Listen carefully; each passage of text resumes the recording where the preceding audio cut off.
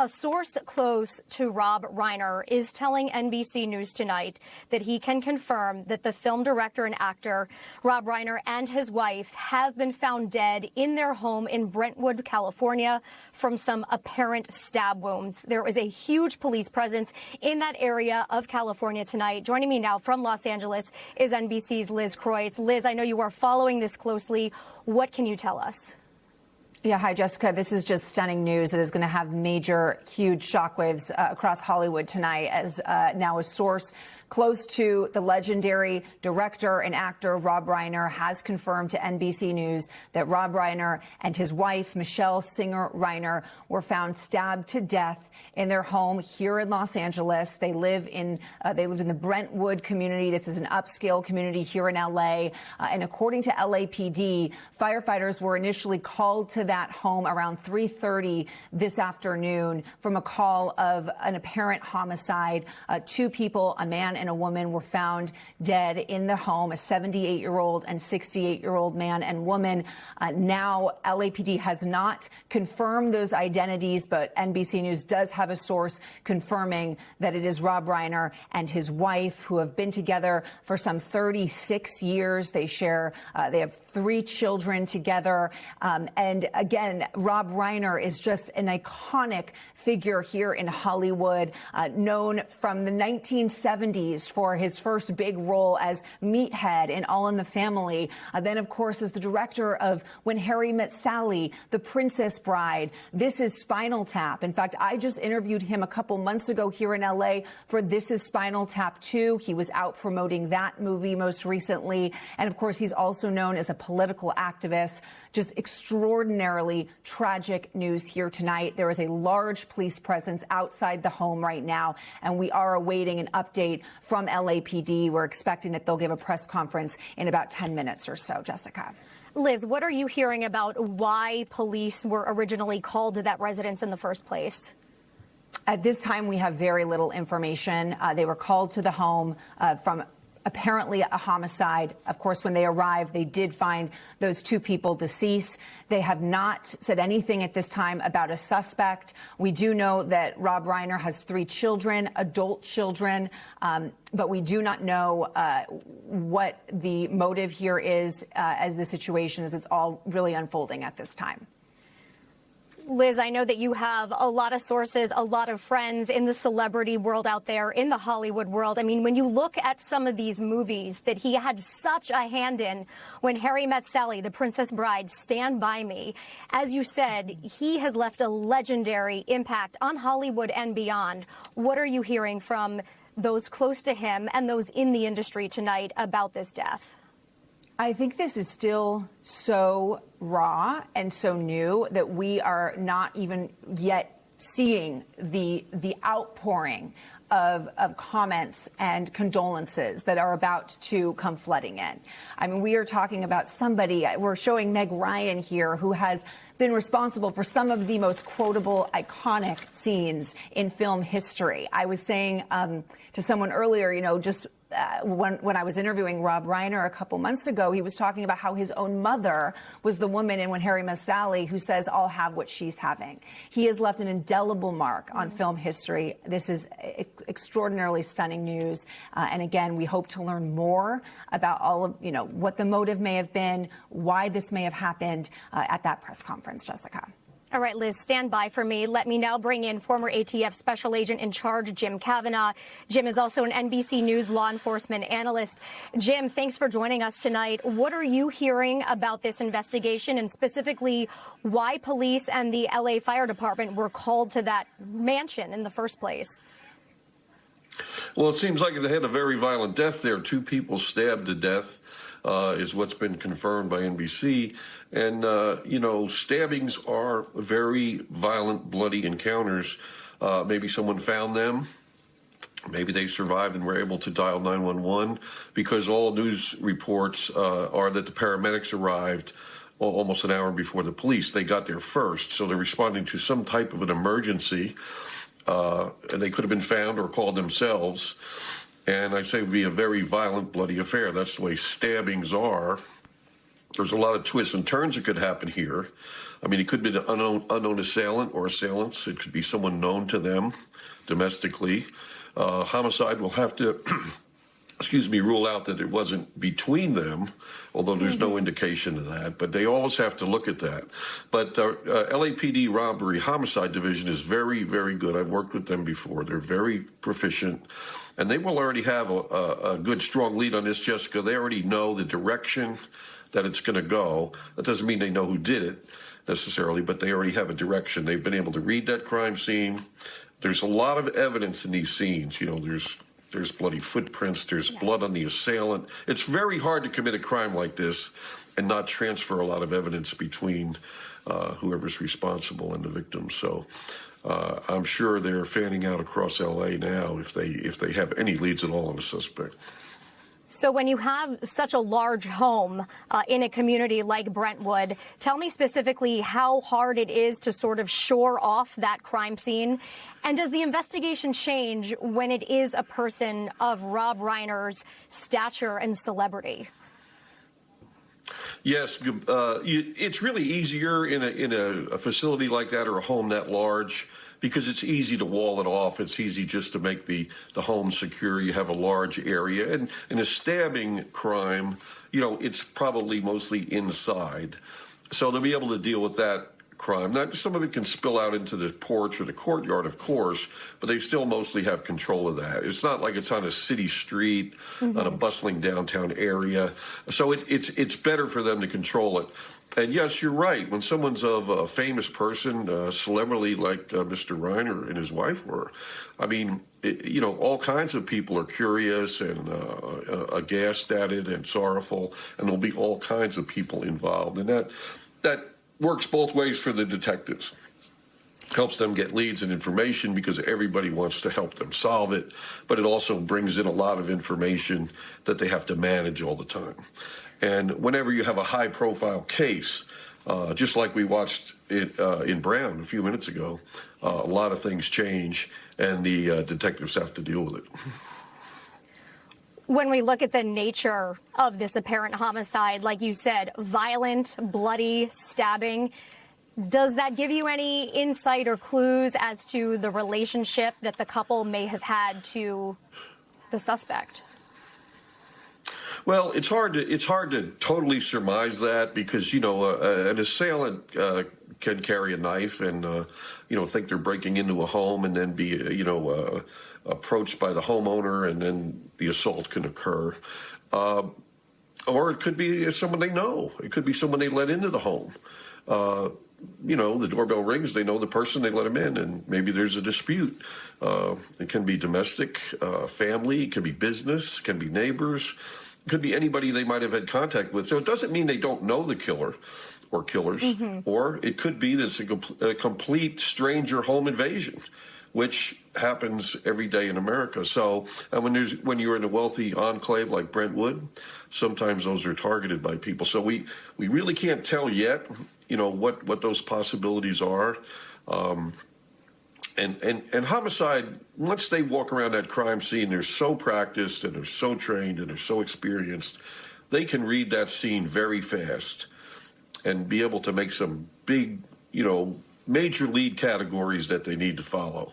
And they'll be able to do that very quickly. There'll be, like I say, there'll be blood trails, there'll be blood in there. Is the knife or axe or whatever the sharp instrument was there? Is it still there? Is it missing? There's a lot of things for them to see and help them determine what exactly happened. All right, Jim, stand by, please. Let me now bring in former Seattle Police Chief Carmen Best. Carmen, good to have you with us tonight. If you're the police chief in L.A. or any of the detectives on scene, what are you trying to read from that scene the moment you arrive? Yeah, well, as Jim mentioned, there are going to be a high number of possibilities of what could have happened there in terms of whether this was a home invasion robbery or some other type of close family member or neighbor or what happened. So initially, we just want to try to get the assessment of what we have, lock down the scene, inner perimeter as well as the outer perimeter, make sure that we have all entrances and exits, cordoned off, that we are taking pictures of everything that's at the scene. it's too early to speculate on anything. Right now, they're just fact-finding, gathering evidence, gathering any video or footage or phone calls or other information that might lead them to down a trail of figuring out what might have happened here. It's very unlikely that this is a mutual thing. It could be, obviously, a suicide situation. Highly unlikely considering that it was a stabbing, but they'll have to look at that piece of evidence as well to see what was going on there. So they're just going to try to gather as much information as possible and lock down the scene and not have anybody contaminate the scene, either neighbors or others. Carmen, if you're at that scene or you're in that neighborhood, who are you immediately trying to interview in order to try to glean more about what happened? Well, it sounds like somebody made that call to 911 initially, so we definitely want to find out who that was, just to start backtracking there, who saw them last, who talked to them last, who has any information on their cameras, at their facilities, any other types of cameras that might be available. If somebody broke into the house, is there any evidence of that? Were they let in? Is there a vehicle that was used that left the scene? Obviously, if that was the case, as Jim mentioned, there would be a lot of evidence, blood evidence and that type of thing. So they'd want to track that down as immediate as possible as well. So those are the things you want to be looking at right away. And Carmen, same question I had for Jim. When you're dealing with victims of this stature, of this celebrity status, does it change how you go about your investigation? Does it complicate things? Yeah, well, every death is an important investigation, and status is not going to change that. It does change, of course, the amount of information coming in. It can work, as Jim mentioned, both ways. Certainly, you want to get as much information as possible. There will be a lot of people who are going to be providing information. Also, there'll be a lot of people getting in the way of the detectives trying to do their work because they want to be helpful. So, obviously, they're going to take in as much information as possible. When it's somebody high profile, there'll be a lot of information out there, a lot of people who are interested. And so that can be both, helpful, in some cases, a little bit of a hindrance. But you want to have more rather than less to start on. For sure. Jim, I want to now bring you back into the conversation. We are expecting a news conference to come out of Brentwood with LAPD within the next 10, 20 minutes. What do you expect, or what do you hope that we will hear from this investigation, from this news conference, rather? Well, it's so preliminary. I mean, this happened just this afternoon. It's possible that they could have a suspect not in custody and they already know who it is. I mean, that would be lightning fast, but it's possible. And they could identify a person, whether a stranger or someone known to the Reiners, and, tell us he's in custody, or she, or they. And so we'll see how fast that moves. But it's pretty fast right now. If somebody did this attack on the Reiners and got away, unless they have, security cameras that's showing them the event, is that impromptu? They're going to have to piece it together. Mm-hmm. All right, Jim, we're about to go to Okay, sorry, Jim, we've got a lot of moving parts, so just forgive me as we figure out what's going on here. I missed the last piece of what you said. Certainly, we don't expect that a suspect has been caught yet. Do you think that we will learn more about the nature of the actual killing, whether there's a weapon that's been found? And how long do you think that area will be closed off for? Well, it'll be closed off all day tomorrow, I'm sure, at least, the very least. For forensic processing. They may not tell us exactly if they have a weapon or not. They may tell us the cause of death, stab wounds, and they may tell us the manner of death if they are sure it's a homicide. So they could tell us, in broad strokes, the cause and manner. But they may not tell us exactly if they have a weapon in custody. There's something they're going to want to know that only the police and the killer knows. And so they don't want to release every little thing. They're going to want to be in broader strokes. Like I say, it's possible they could have a lot of information already, and they could be releasing some very significant information and asking for the public's help. When you get into the big cases and you get all this information, this is what happens. I mean, just like Brown University, a suspect tip comes in, somebody says, this guy, that, and you've got to go out there and interview the person, talk to them, find out if they're the person or not. And a lot of times they're not the person. And, that is pretty routine in a big case with a lot of publicity. And it's not unusual at all. So, I've had it in many, many large investigations where thousands of leads come in, where we get tips on people. I've had detectives and agents pound my desk at the command desk, swearing this is the guy. And I said, well, let's go find out. Let's investigate. Let's see where he was when the killing happened. Who is he? Let's match the forensics. Is it really his gun that shot the people or not? Let's find out and let's prove it's either him or not. And I think what we saw in Brown was they know it's not him, and they proved it to themselves forensically. And so, he doesn't need exoneration. He's already exonerated because we're all innocent unless we're charged with something. So he's exonerated. They know it's not him. It was just a lead. That's all. Mm-hmm.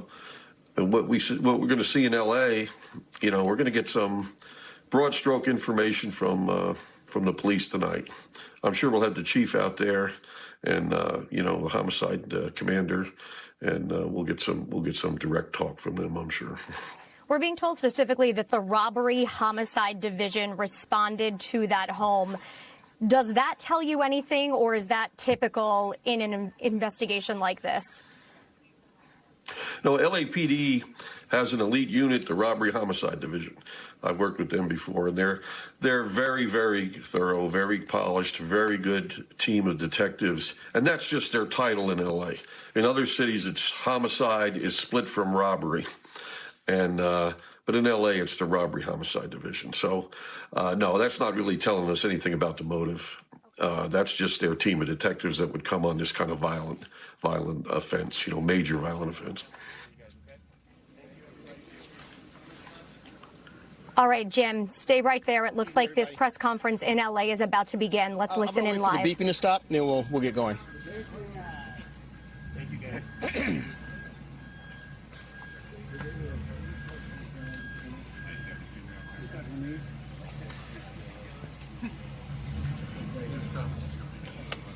Again, we are awaiting a press conference in Brentwood, California right now after news that film director Rob Reiner and his wife have been found dead inside their home in an apparent murder, an apparent stabbing. That's according to sources close to NBC News. Let's listen into the latest. I'm the Chief of Detectives for the Los Angeles Police Department.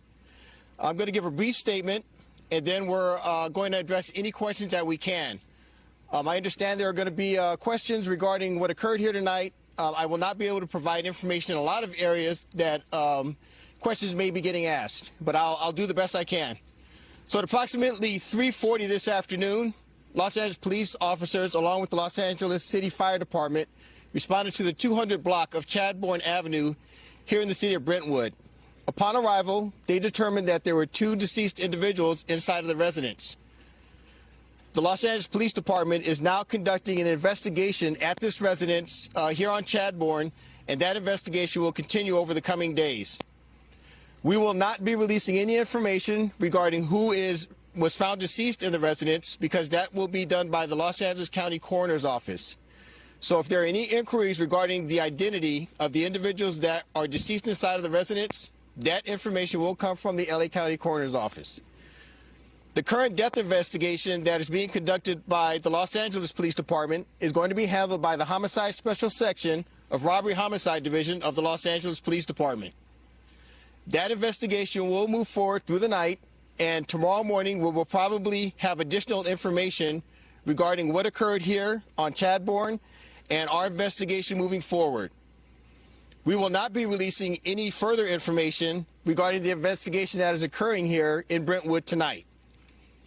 Our detectives will be responding along with our Forensic Science Division and our Technical Investigation Division investigators to conduct a full crime scene investigation and determine the appropriateness of the investigation moving forward. At this time, the Los Angeles Police Department is not seeking anyone as a suspect or as a person of interest or in any other manner And we will not be doing that until we conduct our investigation and we move forward. That's all I have right now at this early preliminary stage of this investigation. If you have questions that I can answer, I will answer them. I would just ask you, please, if we do not have the ability to answer the questions, that you remain patient over the coming hours and over the coming days. Starting tomorrow morning, we will be responding and providing additional information as it becomes publicly available.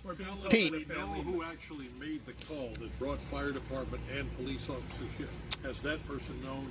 Can you release who it was? So we understand that the person reporting was here at the location. We're not going to release any information regarding the identity of that individual at this time. We're being told that a family, hold on. One at a time, please. We're being told that a family member is being interviewed in connection to these deaths. Can you confirm that? And is that family member being cooperative? There are going to be many family members interviewed. I'm not going to confirm whether someone's being interviewed at this time or not. We're going to try and speak to every family member that we can to get to the facts of this investigation. Chief, why are you not looking for a suspect? I'm sorry.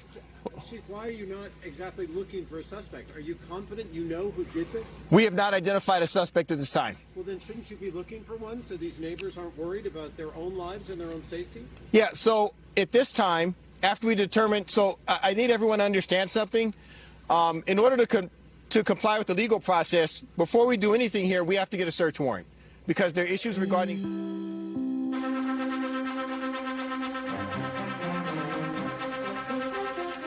Good evening. I'm Jessica Layton in New York, and this is an NBC News special report. There is shocking news out of Hollywood tonight. Famed film director Rob Reiner and his wife Michele Singer Reiner have been found stabbed to death in their home in Brentwood, California. A press conference is ongoing, but first let's get to Liz Kreutz, who is following the very latest. Liz, what can you tell us about this tragedy?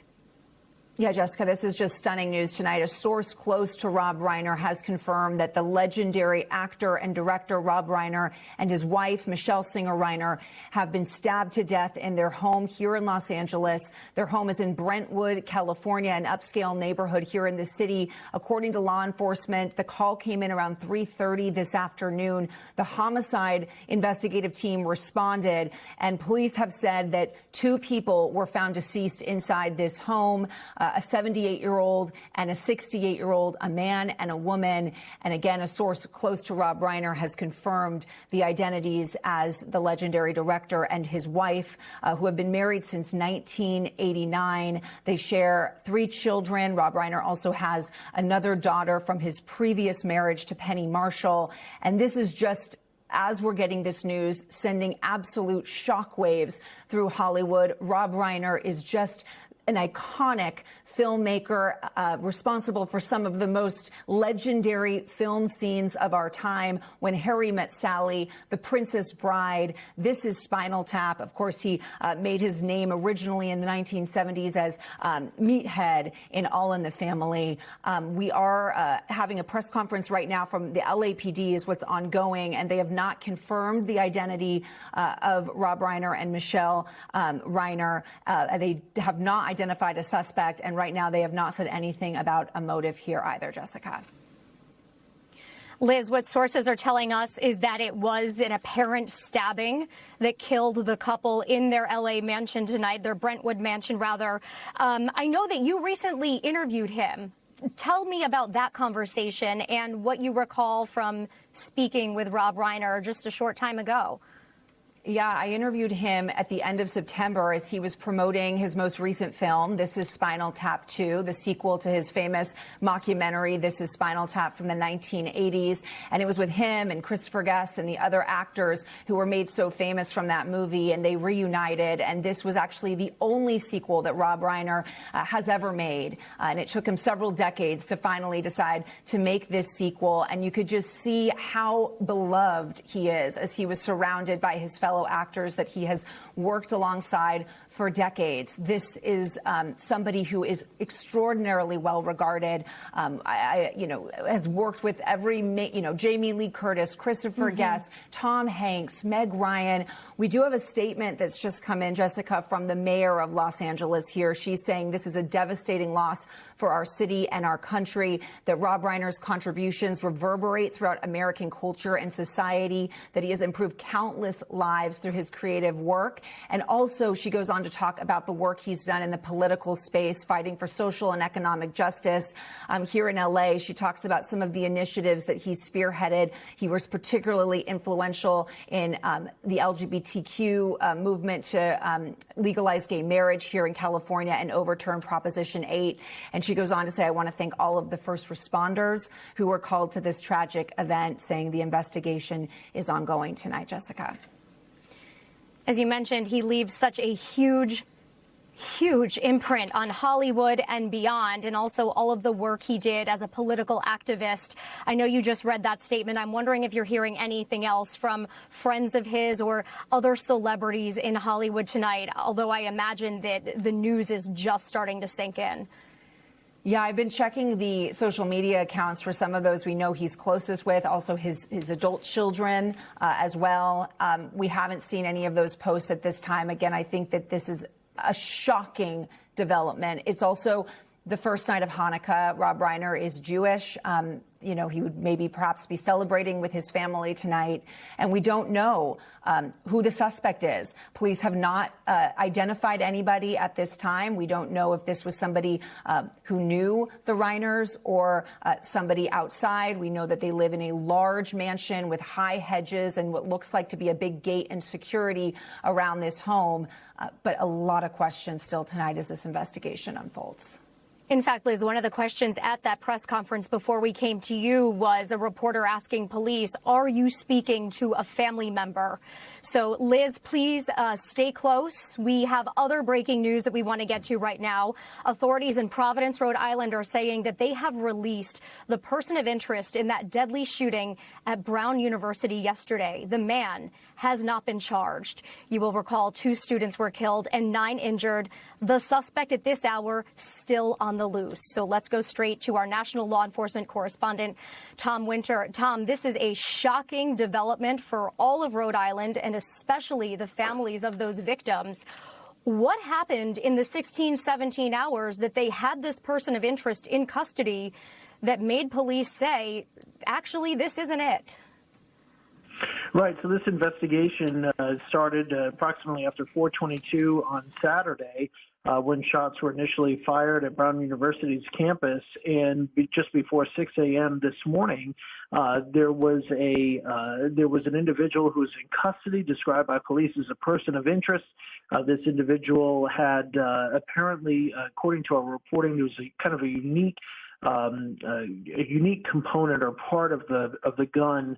The witnesses described, and when law enforcement entered this person's hotel room at the Hampton Inn in Coventry, Rhode Island, approximately 40 minutes southwest of Providence, that they were able to see a similar type of weapon.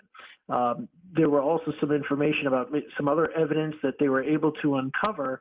The Providence officials and Rhode Island officials describing as a quantum of evidence that led them to this individual. But tonight, there is apparently not enough to put state charges on this person. And as a result, they are going to be scheduled to be released from police custody at some point here in the near future. So that's what we know so far. What we don't know is what evidence was developed over the course of the day in the afternoon. And clearly, there have been some developments because just 6 or 7 hours ago, police said that there would be no further briefings tonight. And then within the last couple hours, that radically changed, and they called a press conference for 10:30 p.m., started 11, and delivered the news that this person was going to be released. The Attorney General, Peter Nerona, former U.S. Attorney for Rhode Island, somebody who's been in law enforcement for a long time in that state, just said, look, at this point, they don't have the evidence that they need, that there might be something that points them in a different direction. They're going to continue to work their case. They have executed a number of search warrants and are waiting to get some of that information back, and said that some of the information that they're trying to get or testing that could be done is still underway. So at this hour, the headline is clearly that a person of interest who police had said just within the last 8 or 9 hours, they were not looking for anybody else, is now scheduled to be released from the custody of the Providence Police Department. And as the mayor of Providence, Brett Smiley, readily acknowledged, this is going to add some anxiety for the Providence community. Rhode Island, the smallest state in the Union, very close to Massachusetts, Connecticut. Obviously, you can go from one end of the state to the other in about an hour. So this is going to really raise anxiety statewide there. It will be interesting to see what information can come up. The governor of the state of Rhode Island, Governor McKee, saying that he's been on the phone with the FBI director, Kash Patel, and apparently the FBI has offered all of its assistance. They've been helping out with this investigation, and they were one of the agencies that helped lead to this initial placing of a person of interest into custody. So where this goes from here, a lot of questions here tonight about this investigation, a lot of questions of whether or not it will come back to this person of interest, or if in a day or several days' time we'll be talking about somebody entirely different, but certainly quite a 180 of a change of events here in this investigation. All right, Tom, thanks for your insight tonight. That concludes this NBC News special report. We have much more ahead on our streaming channel, NBC News Now, online at NBCnews.com, and we will have a full wrap-up tomorrow morning on Today. I'm Jessica Layton. We thank you for watching.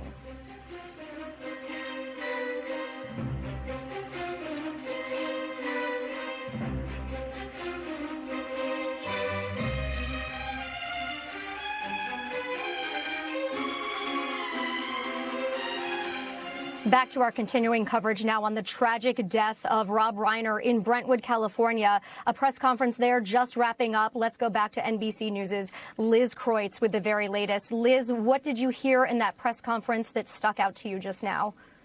Well, I think what's really notable, Jessica, is that police at this time are really not giving a lot of information. We now know from a source close to Rob Reiner that tragically he and his wife, Michele Singer Reiner, have been stabbed to death in their home in Los Angeles, but police would not confirm the identities. And they also said that they don't have a search warrant right now for a suspect. And they were very vague when answering questions around who might be responsible for this.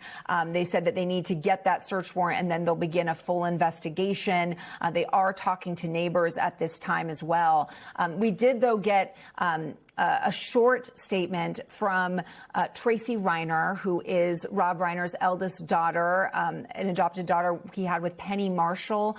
He was married to her prior to his marriage to Michele Reiner. And Tracy, on the phone to our entertainment correspondent, Chloe Malas, said, "I came from the greatest family ever. I don't know what to say. I'm in shock." And I think that's going to be the sentiment around the world tonight, Jessica. Liz, during that press conference, did police say who found the couple or perhaps who made that 911 call? They did not say that at this time. I think that's going to be a huge question that people want to know is who found these Rob Reiner and his wife in their home. We know this happened around 3:30 this afternoon. It's Hanukkah, so the family may have been celebrating or beginning a celebration around the holiday. Rob Reiner is Jewish. We don't know who made that call, but whatever that call, whatever was said on that call prompted the homicide investigative team to arrive on the scene. And there remains and continues to be a very large police presence there tonight. You know, this death of this couple not only sends shockwaves through L.A., through Hollywood, but really through the country, because it wasn't just his impact on Hollywood, right? It wasn't just the movies. It wasn't just the TV and film. He was an incredible activist, political activist as well, very passionate about the LGBTQ movement, very passionate about equal rights. And I'm curious if you can tell us more about the conversation that I know you had with him in September, where I know he really made a mark on you. Yeah, I've always been a huge fan, like so many of us, of Rob Reiner and his films. I mean, When Harry Met Sally, it's like a film everybody watches every year around New Year's. And I think he's just been a part of the cultural fabric of our country. And so it's tragic, this news tonight. And I had the extraordinary honor of being able to interview him just 2 months ago as he's been promoting his newest film, This Is Spinal Tap 2. It is the sequel of his famous mockumentary from the 1980s, This Is Spinal Tap. And what just struck me meeting him was how extraordinarily beloved he is. He was there sitting with the other actors, including Christopher Guest, who's also well known for these mockumentaries, kind of reunited for this film. And it's like they just snapped right back into their, he called it schnadeling, their improv. He was so gracious, so funny, everything you could have imagined Rob Reiner would be, and so happy. And it's just, it's a stunning loss tonight. And I so many questions about how this could happen. You know, Liz, as you're up on the television right now, we have you next to photos of Rob Reiner, and every picture is a warm smile, a genuine smile, where for as huge as he was in Hollywood, right, he also had that warmth and that approachability about him. At least that is what we have heard from folks who knew him. Liz, stay with us. We want to go now to the phone where Mark Malkin, Variety's senior culture and events editor, is joining us. Mark, thanks for being here. I'm wondering how this news hits you tonight and what you're hearing from friends in Hollywood. I mean, this is a tragedy that's just completely unbelievable. People can't comprehend exactly what's happening. You know, to hear that Rob Reiner is dead along with his wife, and to hear that they were stabbed to death, it's just something that is just so incomprehensible. Like your reporter who was just talking, I was with Rob at his last public appearance, which was the premiere of the Spinal Tap sequel back in September. His whole family was there. All the kids were there. Michele, of course, was there, his wife, because she's also producer on the movie. And Rob, as Rob always was, he was in a good mood, cheerful mood, so happy to be there. This is the kind of guy that, remember, he comes from, you know, Hollywood royalty. Carl Reiner, Estelle, his mother Estelle. This is someone who could have coasted in life, but no, he made his mark. When you look at his credits, his film credits, it's just an unbelievable, unbelievable resume. And as I was just discussing with Liz, Mark, it's not just the film credits. It's the work that he did to get others equal rights, his work in the LGBTQ space, his work as a political activist. Talk about the mark that will leave, not only on Hollywood, but beyond. Listen, you know, gay marriage in California may not have happened if it wasn't for Rob Reiner. This was a man who stepped up. He co-founded a group that really spearheaded the legal challenges to the ban on gay marriage. He got Ted Olson, who is a conservative, a very conservative attorney, to join their fight because he said it's a civil rights issue. It's not a political issue. I remember many, many years ago when that fight was going on, he was behind a performance of a play called 8, which was basically just a reading of the court cases that overturned the ban on gay marriage. So, you know, this is a man who obviously his legacy is so far. I think there are probably many people who don't realize, who are getting married today, who don't realize that Rob Reiner played a very, very big part in that. Mark, I can hear in your voice that you are deeply affected by this. Tell me how Rob stood out in Hollywood, in a place where... Go ahead.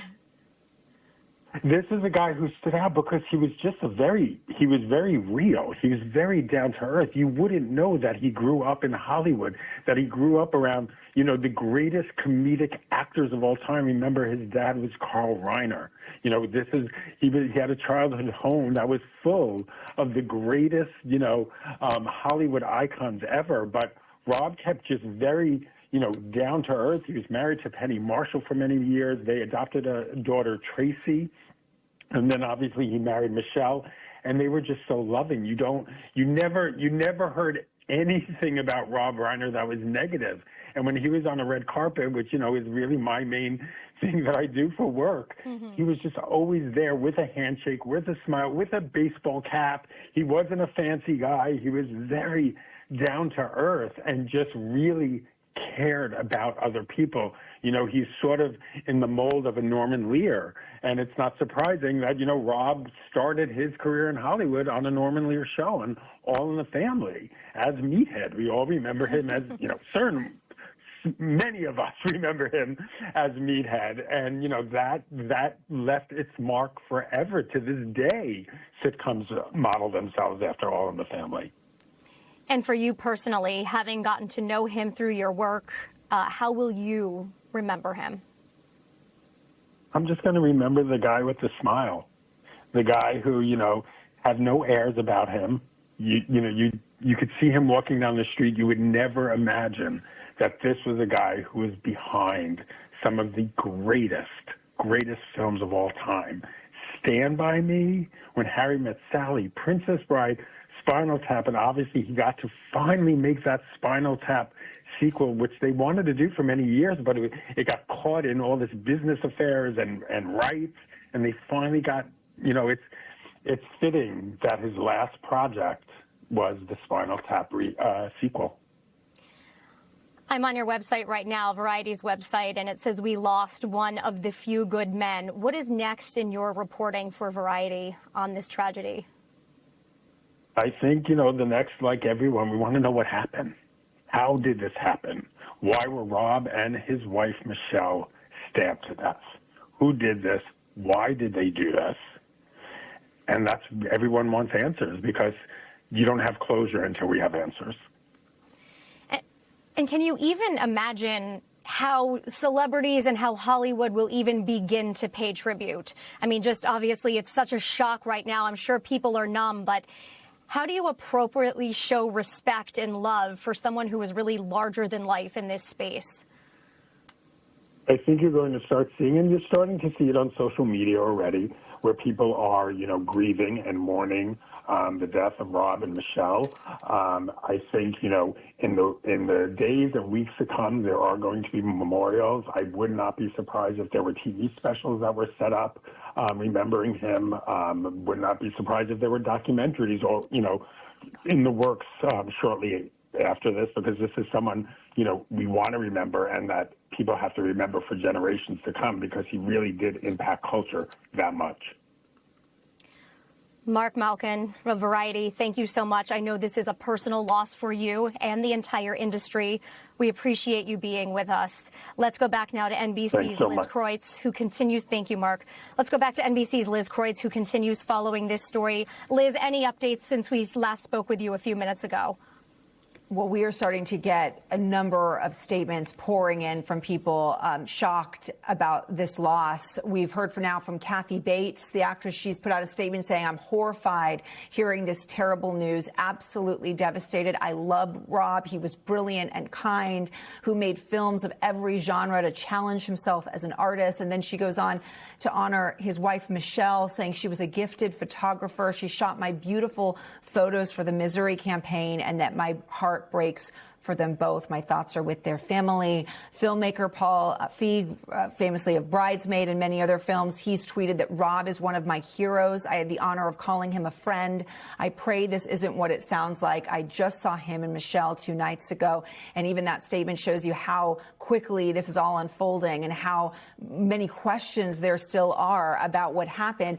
And then on the other side of this, like you've been mentioning, his political activism, we've now got statements from both California Governor Newsom and Nancy Pelosi here speaking about both his impact on the arts and film, but also in the political space. Governor Newsom speaking about how he was a passionate advocate for children and civil rights. He says from taking on big tobacco to fighting for marriage equality to serving as a powerful voice in early education, he made California a better place through his good works. And Nancy Pelosi as well, calling this just a devastating tragedy, saying it's hard to think of anyone more remarkable and excellent in every field and endeavor that they pursued. Rob was creative, funny, and beloved, and Michele was his indispensable partner, intellectual resource, and loving wife. Jessica. Yeah, it really is double the tragedy and so hard to comprehend because they both had such a meaningful impact on the arts and on the industry in California. Liz, what are we hearing about a possible suspect? Have LAPD said that they are still looking for somebody? It didn't come across that they were urgently looking for a killer during their press conference. That was my interpretation as well from what we heard from the LAPD press conference there, and it definitely left some questions open. You could tell reporters there were trying to pin that LAPD officer down, trying to understand, okay, you're not searching for a suspect. Shouldn't you be searching for a suspect? Wouldn't neighbors be worried? So that remains to be unclear exactly who they're looking for. Perhaps they have an understanding of who may have done this, but they have not identified that person or given any indication at this time of a motive. So that remains the really big question, and why this happened. We were looking up, their home is in a very beautiful upscale neighborhood of Los Angeles, a large mansion with high hedges and a big gate that would have a decent amount of security to get into their home as well. All right, Liz, stand by. We're going to go back now to Jim Kavanaugh, the NBC News law enforcement analyst that we have standing by to give us some insight into this investigation. Jim, I'll actually ask you the same question I just asked Liz. It didn't sound like a lot of urgency to find a suspect in that LAPD briefing just a little while ago. They also didn't say that the community should be concerned or that they're searching for a suspect. So what do you make of that? Well, they're in their initial methodical stage of examining the crime scene to determine, the manner of death. Now, they've told us the cause of death is stabbing. That's what we know, and NBC News has confirmed that. But the manner of death is different. So homicide has to first look at this and say, could it be a suicide, a murder-suicide? I think that's unlikely. Usually those are not stabbings, but they do happen. So homicide can't say, oh, probably not. They have to look at it clinically and see if that could have occurred. Once they're sure that's not occurred, then they can move on and say, okay, we think it's a homicide and a double homicide. And so how many assailants do we think were present? And that would be determined by, the easiest way would be security cameras, of course, or bloody footprints, the room where the attack might have happened, or the rooms where the attack might have happened. And when you get into stabbings and those violent confrontations, it can be running. People can be running, and they can be going to hallways, and they can be chasing people. So it can be quite involved for the detectives and the forensic specialists to have to look at every bit of what's going on there. And so once they've determined, if they determine the manner of death is homicide, and they can rule out suicide or murder-suicide, then they've got to look at the number of assailants. And if they can get that down to, okay, it's one, then they got to look at friends, acquaintances, relatives, and strangers. And they got to say, who could it be here?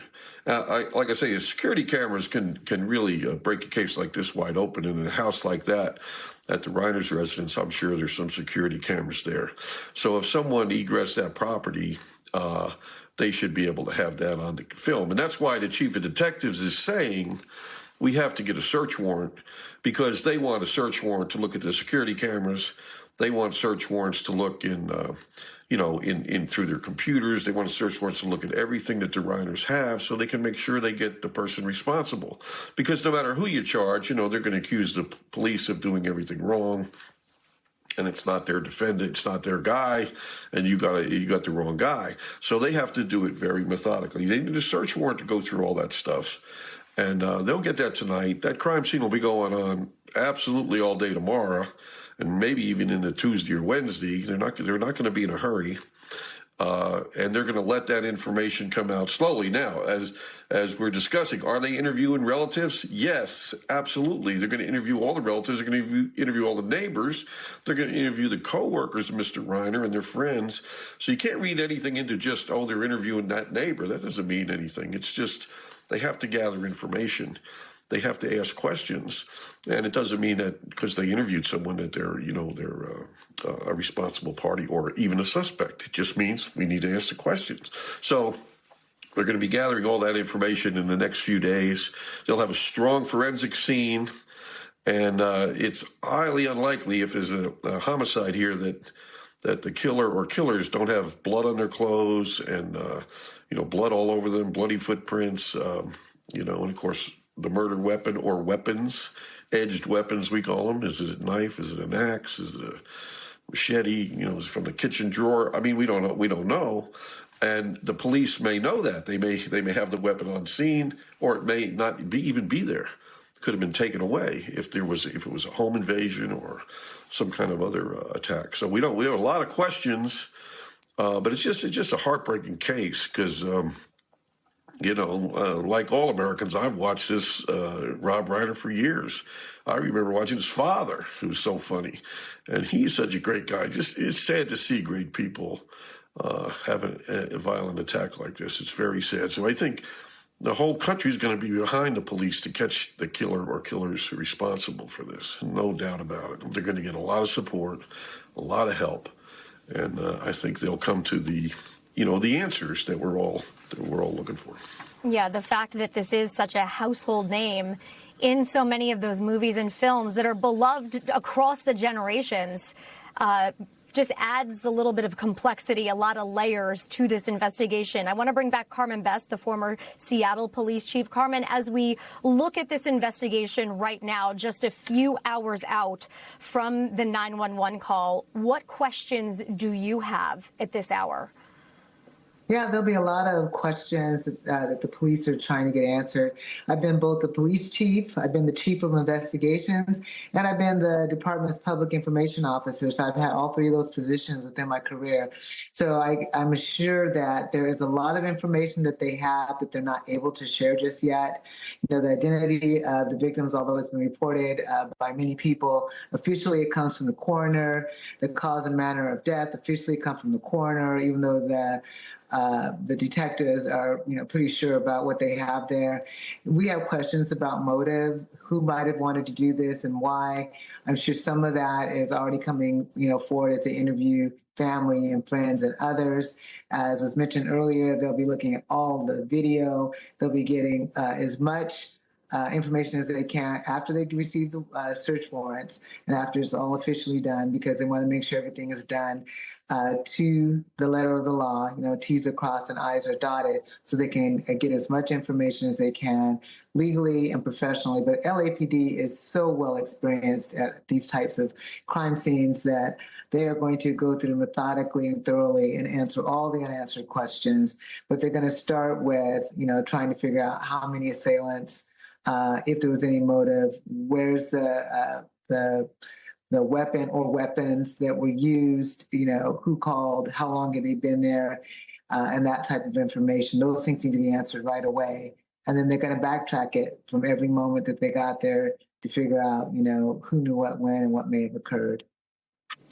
Carmen, we all know the kind of information that can be on social media, and as journalists, we're taught to ignore that and wait until we hear things definitively from our police sources and police officials. But as a police official, when there is so much on social media, how do you discern fact from fiction when you are investigating such a high-profile case like this? Well, they look at the facts. That they're not worried about the fiction. They look at the facts, and the facts always lead you to the truth. Do the social media rumors complicate the investigation, or at least complicate the information that is out there and that the public then has questions about?